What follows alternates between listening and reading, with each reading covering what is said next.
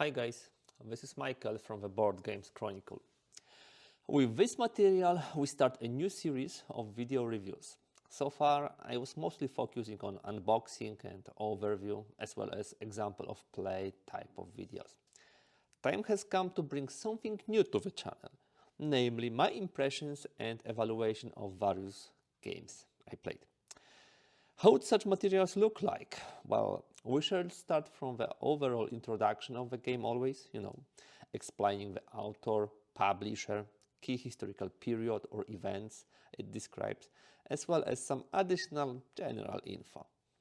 Then we will further describe the game modes, so for example, how many players it accommodates, what is the time to play, as well as complexity of the title.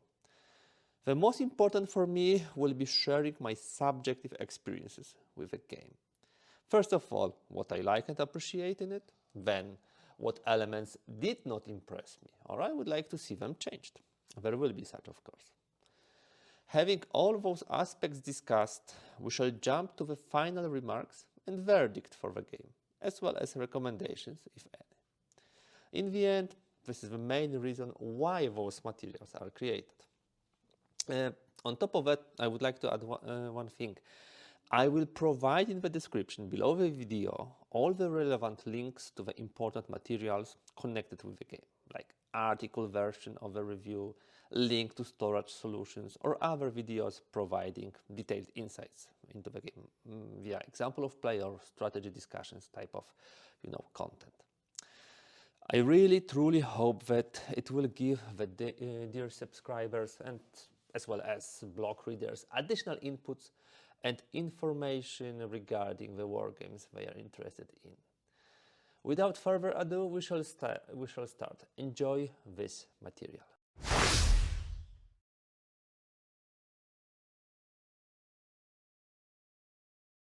Okay, it's time to tell you guys a little more about the game. So, Pacific War is a classic board game designed by acclaimed game designer Mark Herman, actually one of my favorite designers. This new edition, which we'll be discussing today, was published by GMT Games and takes players on really thrilling journey through the Pacific theater of World War II. What is with its detailed mechanics, attention to historical accuracy and really engaging gameplay. For me, Pacific War is a must-have for any strategy board game enthusiast. One of the things that makes Pacific War stand out is definitely its attention to historical detail. Guys, the game covers the entire Pacific War from 1941 to 1945, including all the major naval and land battles and that took place during this time in this region. Each counter in the game, we'll show them later on, represents a historical unit, and the game board very accurately reflects the geography of Pacific Ocean and the surrounding countries. Although you have to get used to slightly different perspective and wrap your head around it. The historical accuracy of the game is further enhanced by inclusion of a really detailed rulebooks, which provides historical context and explanations for each of the game mechanics. I'm saying rulebooks, and this will be also showing in details because there are several of them. However, Pacific War is more than just a lesson in history. It's also an incredibly engaging war game. The game's mechanics are designed to simulate the fog of war and the challenges faced by both Allies and Japanese forces during the war. The distances traveled, the sheer emptiness of the ocean, it's all visible in the game. Players must balance their resources and make strategic decisions, to outmaneuver the opponent and gain the upper hand by finding the opponent before they found them. The game's turn-based system with advantage and disadvantage players and combat mechanics are really intuitive and easy to learn, despite the long description in the rulebook. And they also allow for a pretty high level of strategic depth. What I can also say is that Pacific War is a very highly replayable game. The game includes several different scenarios, or umpteen number of them, each of which presents a different challenge for players. Some of them one player games, some are short 2 players, some are long strategic. For example, also let's look at the detailed examples. The Pearl Harbor scenario allows players to recreate the surprise attack on the US Pacific Fleet. And for example, the Midway scenario challenges players to recreate this pivotal battle that turned the tide of the war in the Allies' favor. On top of this, the game also includes a campaign mode, which this campaign mode allows players to play through the entire war from the initial Japanese invasion of Philippines to the final Allied victory in 1944. With so many different scenarios and ways to play, Pacific War really offers endless hours of gameplay enjoy. Last but not least, I must say that Pacific War is simply a beautifully published game. This new edition is astonishing. The game board and components are high quality and visually stunning, with really detailed illustrations and artwork that helped me to immerse in the world of the Pacific War. On top of this, the game also includes several player aids and reference cards, which is normal thing, but they really make it easy to keep track of mechanics rules, and you don't have to look things in the rulebook so often. So would you stand up to the task and manage to crush your opponents in the skies, on the land and in the seas? That's the Pacific War.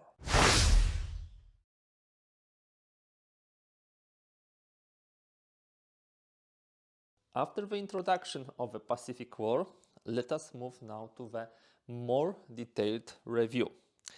First of all, what we would like to look at will be the components. As you can see, Pacific War is being packed in a very big, sturdy box. I'm not sure how many inches it is here, but it's not 3 regular, it may be 4 or 5. It's a big box, it's a very heavy box, nicely done, with a beautiful back cover. Let me show it to you that way. So yeah, this is really, really great. Then I told you already that we have several of the books here. Let me show them to you. First of all, we have 3 rule books. You will be surprised to hear it, but I believe this is a very good approach. We have engagement scenarios, rules manual. We have battle scenarios, rules manual. And we have a whole core rules manual. If you look at the length of those rule books, you will see it's like 40 pages here. I would say 40 something here. And here it will be like 70 almost. Why is it done so? The game comes with various types of scenarios, and you can see them in the scenario booklet here, divided into engagement scenarios. You can also see the ticks. These are the games which I actually played. So engagement scenarios use only set of the rule book. When you have battle scenarios, they also use only the set of the rule book. Campaign scenarios use almost the whole rule book, and strategic scenarios use the whole rule book. So instead of saying, okay, for the engagement scenario you need this rule, but not that, instead of this, the publisher simply put all the rules which are applicable, and the ones which are not applicable, they are simply skipped. I really like this approach. It's much easier to familiarize with the rules. So yeah, these are the rule books. This is of course the scenario booklet, very heavy in size. It's like 70 pages. All the scenarios here shown nicely. And then you have also the battle example of a Coral Sea battle. So this is one of the let's say training materials. On top of that, we have a beautiful map, which is actually here you can see only one part of the map. You will have a second part of the map over there. On the map you would have all the main, let's say, areas of engagement. Here we can see Australia, Borneo, China. As I said in the beginning, you need to wrap your head a bit around how it was presented, but still it all makes sense. Here we have a New Guinea. Here we have, for example, Rabaul. Down south we'll have Guadalcanal. Instead of using two large maps, because as I said, this is only one map versus another map, you can also use a not mounted, but simply a paper map, which shows the mostly used part of the both maps. Majority of scenarios are in this area of New Guinea, of Guadalcanal, of Rabaul, Rabaul, Guadalcanal, and all this stuff was mainly happening here. So this is also an option. Instead of using the larger space, you can use the smaller space with those components. Then we have the counters.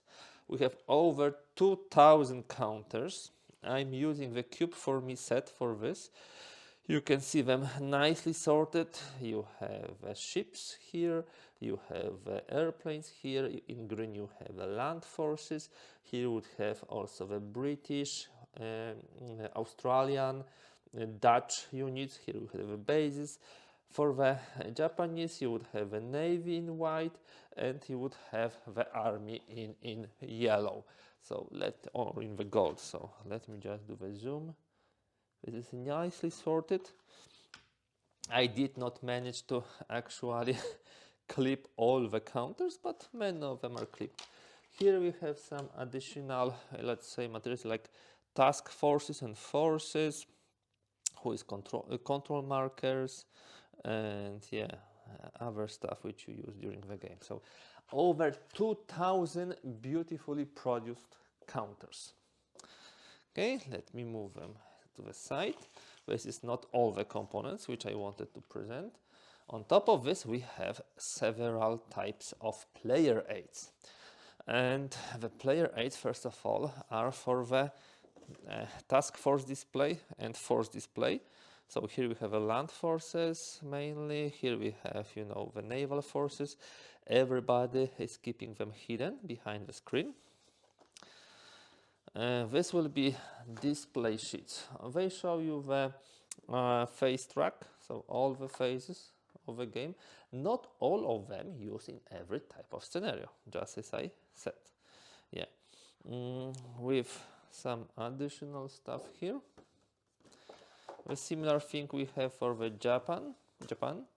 Then we have one common operation display.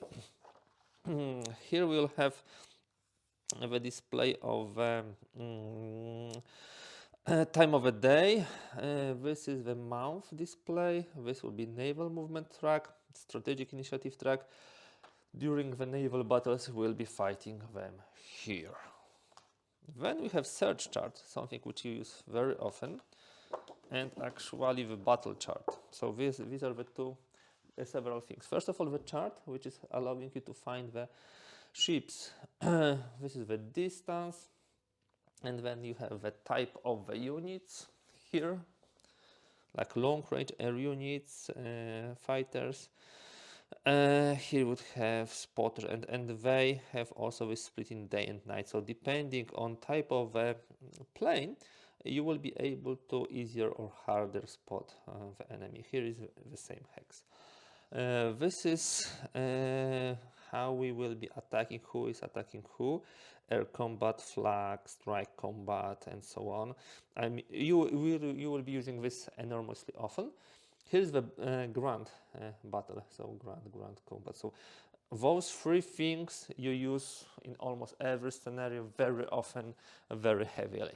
But this is very straightforward during the play. Similar search chart is for the US. They differ a bit. There are slight differences. I would also love to see it marked here, Japan, US, already on the components, which will be very helpful. Now, for the map, as you can see, this is a beautiful map. I really like the colors, which very clearly shows you which is the clear terrain, which is a jungle, which is a mixed terrain. You will have also the mountains, where there are the roads or railroads, and of course the rivers. On the Pacific Ocean, or Indian Ocean, you will see the open waters, you will see the coastal waters, you will see also the restricted waters. There are some rules regarding this. There should be also atolls. Yeah, the atolls are here. Here you have the description of all, map details. I really love this map. This is really so beautiful. You see, of course, the ports and the airstrips. So simply where you can land your planes. And on top of this, the game comes with two die. Yeah. So this is it. A lot of books. As I said, scenario book, example of play, and then we have those 3 rule books, 2 maps, mounted maps, 2000 counters, like 10 player aids, and 1 big box to keep it all together. These are the components.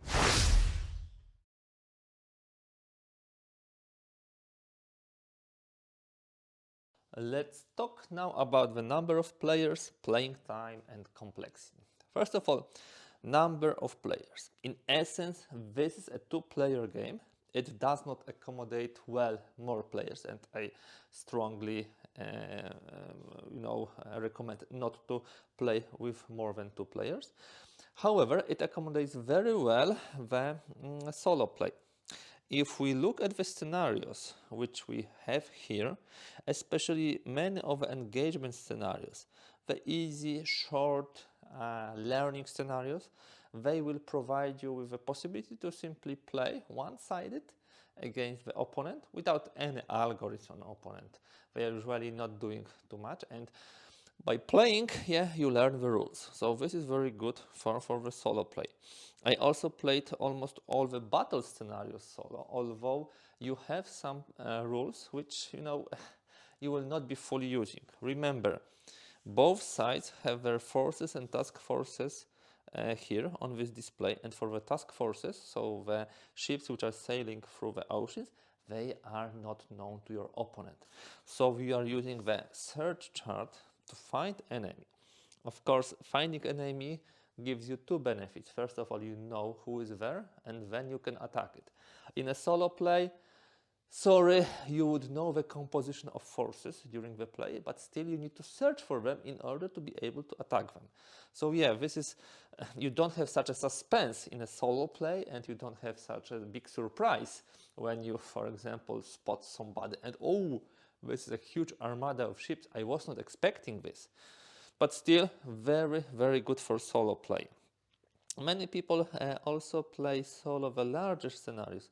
They are long enough in order, to justify setting this up on your game table and playing several mounts consecutively.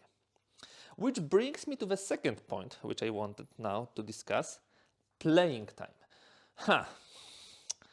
You would be surprised. I believe there is no second game which playing time of its scenarios can be from, be careful, 15 minutes to 200 hours.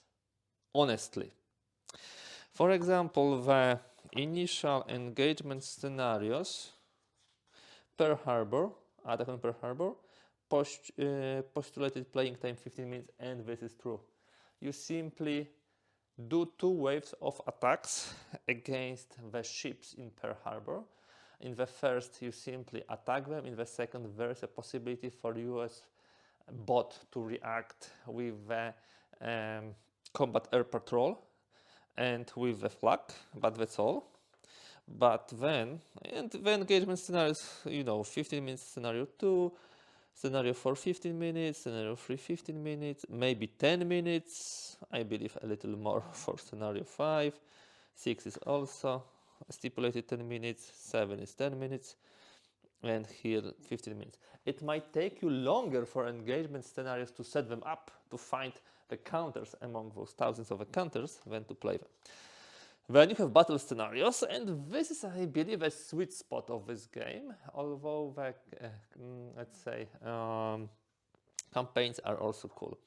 2 hours, Wake Island, 2-3 hours, Coral Sea, 2 hours, for Midway, yeah, Midway is not a very large battle in this setup. Then we have Eastern Solomons, like 2 hours. Santa Cruz also 2 hours. Naval Battle of Guadalcanal 2 hours. And yes, then we have Philippine Sea is a little bit longer, 2-3 hours, and you have 2 maps, so you have a lot. And Leyte Gulf, this was a large battle, 2-3 hours, yeah. Indian Ocean Adventure is a small one, you can play easily in 1 hour. And actually, this Indian Ocean Adventure is not very good for 2 players because you decimate the British forces pretty quickly. Aleutians, there are like 3 scenarios which take place in Aleutians, yeah? Kiska Convoy, Aleutians, and Operation Landkrab. This is not so much known in the popular history, but these were also important campaigns. Then you have campaign scenarios, which involve many more rules. This first campaign is pretty, quick, it's like 3 hours. And you have like 3 months only to be played, and you already start using command points to activate your units. A campaign to Philippines is also quick, 3 months. And then we have, sorry for this, yeah, these are the Philippines. And then we have a Southern Conquest. This is bigger, 10 hours, despite 3 months, but you have many more command points, many more units to activate. Guadalcanal campaign, 6 hours, 6 months. Upper Solomons, 5 months, which you will play in 8 hours, so long. Breaking the Bismarck Barrier, very long, 25 hours, but that's not all what you can expect from this game. Because, yeah, War in the Central Pacific, also very long. But let me just show you the strategic. These are still campaigns, but then you would have strategic scenarios. Strategic scenarios. The first strategic scenario is called the Pacific War. Postulated playing time, 200 hours or so. If time is an issue, don't do it. Number of players, 2. Here in this type of scenario, I believe the strategic scenario, if you would like to play it live, it might be good to have many more players so everybody can take care of some part of the front. Game length, all 44 months, so from December 1941 till July 1945, both maps. The setup is huge because you have all the forces set up at the beginning, and the setup itself will take you several hours to put all this stuff here. So a lot of things. There are also other strategic scenarios, slightly shorter, 45 hours or 75 hours, but also with a pretty decent setup.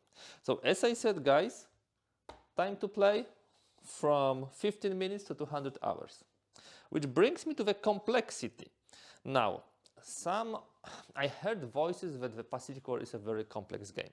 I don't agree with this. This is a game which has a learning curve, which you can very nicely accommodate with starting with the engagement scenarios, moving through the battle scenarios, and then trying the campaign or strategic scenarios. If you'd like to stop at the battle scenarios and only play battle and engagement, you will still have a lot of fun. Over 20 scenarios to play, many hours of play.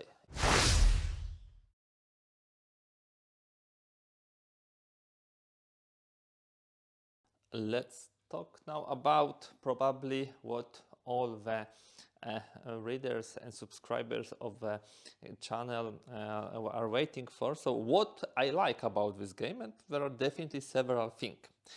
First thing which I would like to underline is an extreme attention to historical detail in this game, which expresses itself in various areas. First of all, very detailed, beautiful and accurate map.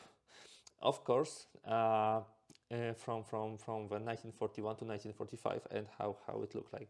So you have most of those small tiny atolls, islands depicted, and also with proper names. The airfields, the ports, the roads, the coastline, all of this is very nicely reflected in pretty high detail, which I really appreciate. Second dimensions are the units. Let us have a look at several units which took part in the Battle of Midway. Each of them is depicted as an individual unit, except for the airplanes. Yeah, but for example, naval units, you have here Yamato, Hiryu, Akagi, you have New Orleans, you have Pensacola, Enterprise. These are just examples of the beautiful, wonderfully beautiful, but also very accurate tokens. Yeah, then you can have them both sides. So these are actually the CVs, so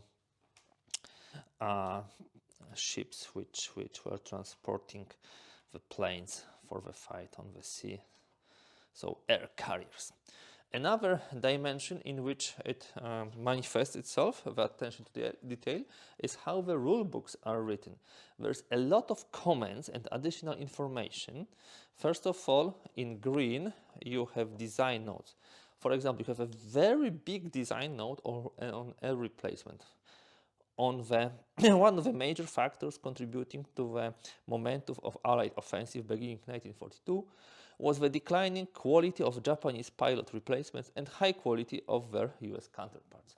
And you have explanation why the air replacements in the game are shown in that way and how you calculate the quality level of the replacements which are coming. Except for this, you have also the notes, which helps you to understand the rules, a lot of them, as you can see. Yeah. Owners of the original VG edition will find that based on 35 years of experience, I have simplified the ground combat conditions. So this is just a comment to the rules. And then you have another design notes that units from both sides can be co-located in the same hex indefinitely, because the hexes have the size which allows to accommodate, yeah, for example, troops.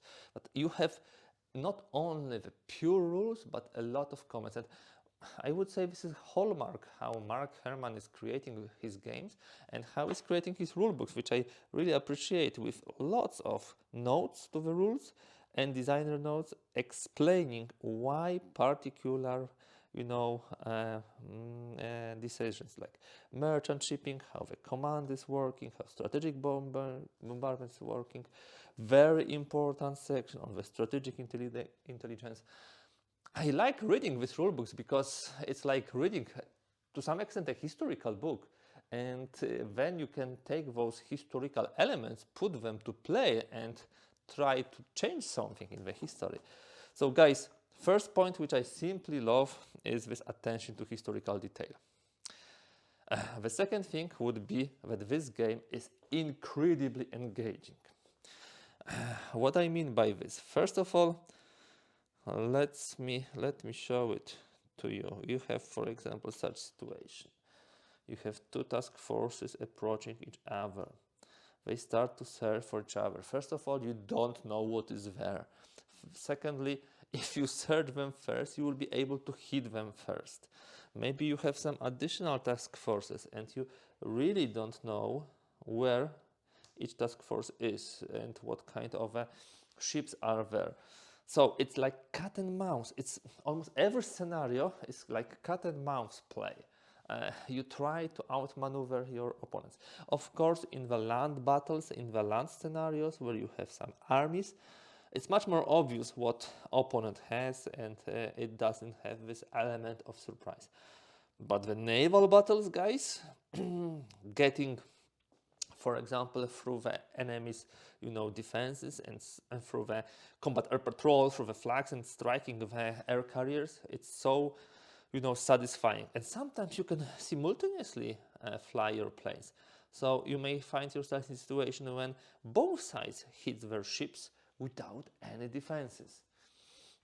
Then, if you play longer scenarios like campaign or strategic, you have additional thing. You need to think about replacements, about activating the units, about providing with them proper supplies so they can act. Completely different element. Still, I believe the engaging factor also lays in the simplicity of the rules. So you do the search, you use the search. If you found the opponent, then you can launch the strike.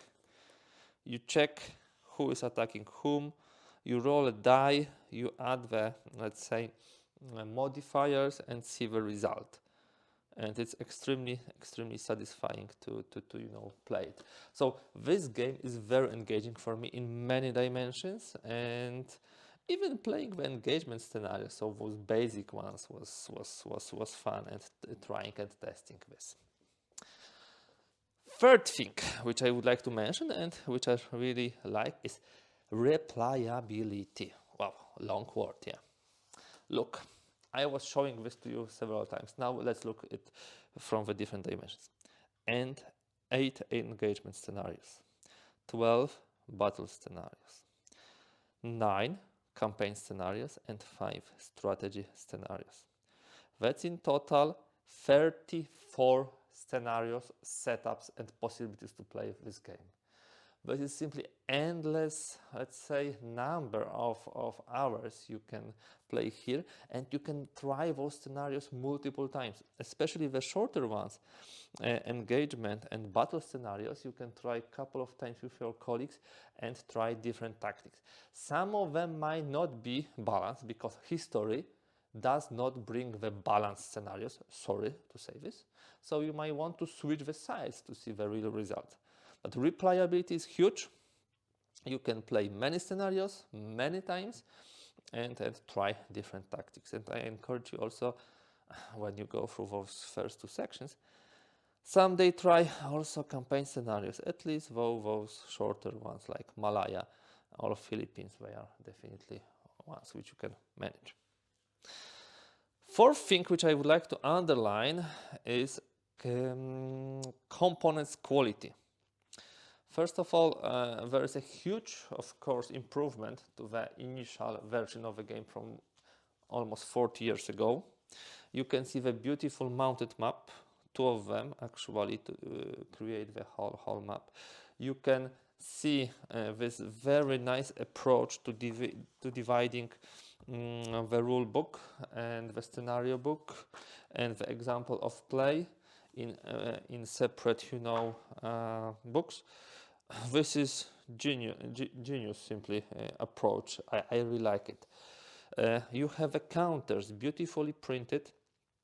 You have counters which represent the particular units. They are really high quality. You can clip them so they will look even nicer, like here, yeah. So fully clipped unit, really nice. I like that they add also this small map. This is a great idea. You have so many smaller scenarios which you would like quickly set up with your colleague. Instead of bringing the huge map, you can save space and simply use this. I like even this simple thing like the box with a cover, but also how sturdy it is. And the player eyes are very functional and simply gives proper information. So I'm really satisfied with the components which were used for the Pacific War, how a large upgrade it is from the previous version.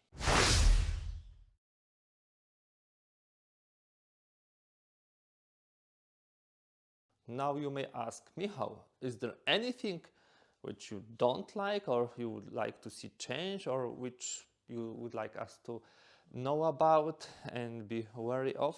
Yeah, I would mark 2 things.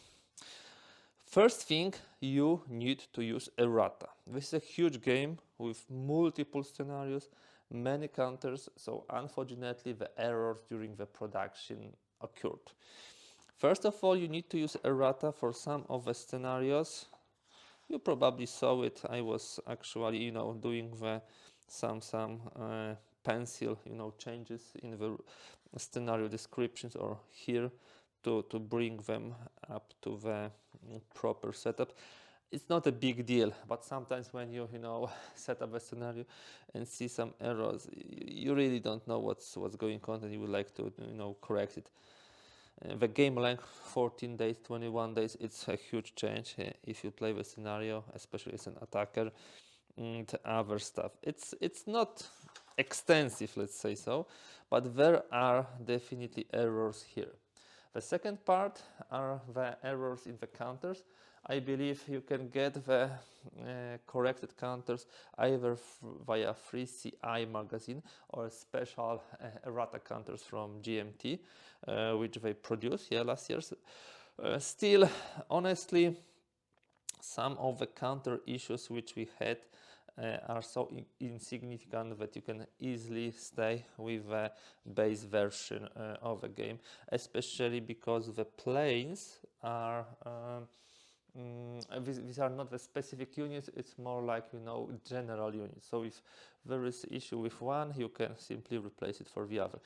uh, it's more important for, of course, the naval ships, which are individual units. The correction and errata is really needed. So I would say one watch out, errata for scenarios, a bit for the rulebook, but very small, and for the counters. Second thing in this section which I would like to mention is, of course, some of the scenarios larger will be very time consuming and might simply not be something which you are ever going to play. The strategic scenarios or some of the campaign scenarios are really long. Setup of the Pacific War scenario takes, yes, this is true, around 5 hours. 5-6 hours just to set it up, and then according to Mark, up to 200 hours to play it. So guys, this is an adventure, this is a commitment, this is not something you can easily do. However, for that particular point I have a solution, because there are so many shorter scenarios or mid, let's say, length scenarios that you can enjoy this game without ever getting up to here. Of course, this would be a lifetime experience if you can get to the strategic scenarios. But if you play all engagement scenarios or battle scenarios and try maybe Malaya and Philippines, guys, you will have perfect price to performance. And if you ask me how, I cannot commit so much time to play this game. Would be still okay if I play those two types of scenarios? I would answer yes. If you are able to play through all those scenarios, it will be still much more time that you spend with this game than with any other game, most probably, because this is so much fun which you will have with this. So just those two remarks in the section of things which I do not appreciate so much.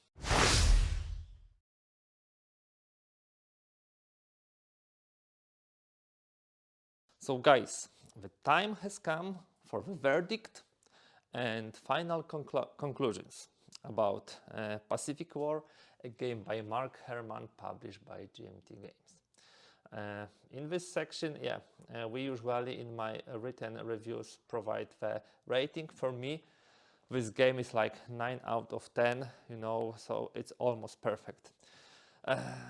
I have to admit that this is a simply truly outstanding war game that offers, for me, perfect balance of historical accuracy and engaging gameplay. So, some of the games are so much trying to be a simulation that you cannot play them. Some of the games are so shallow that really cannot get inside the topic and theme. Honestly, whether you are a fan of strategy games, World War II history, especially with focus on Pacific theater, or simply looking for a challenging and rewarding game, Pacific War would be an excellent choice. This is well designed, has great mechanics, has beautiful components, has so many scenarios that you can choose from. On top of this, the rules provide you with additional insights, designer notes, and also additional stuff that you will immerse yourself. Honestly, so far this is probably the best depiction of a Pacific War I've seen as far as the war games are concerned. You need to be wary of errata, you need to be wary of a time investment, proper storage solution, link below where you can find it and test it. And also, this is a commitment, especially if you like to play longer scenarios. This game was first published like 30-40 years ago, and I can say that it still shines. So if you're wondering if this so-called huge monster is for me, I would say yes, do not be afraid. This game has a way to introduce you via engagement scenarios, via battle scenarios, via rule books, which only provide some of the rules, and also with hopefully helpful videos which I created for most of the engagement and battle scenarios. So guys, thumbs up to Mark Herman for the great design, and thumbs up to GMT for the beautifully publishing this game, because this is really worth investment. Now, below this review, I'm leaving several links which you might find useful. The link to the article version of this review, the link to the Cube4Me storage solution, several links to my playthroughs where I'm explaining the rules and showing the gameplay. Hopefully this will be helpful for you in your journey with Pacific War. And this is a journey which is really worth to start. So guys, thank you very much for today. If you like this material, please give thumbs up. If you'd like to see more content like this, do not hesitate and subscribe to the channel. Thank you very much for being with me today, and thank you very much for watching.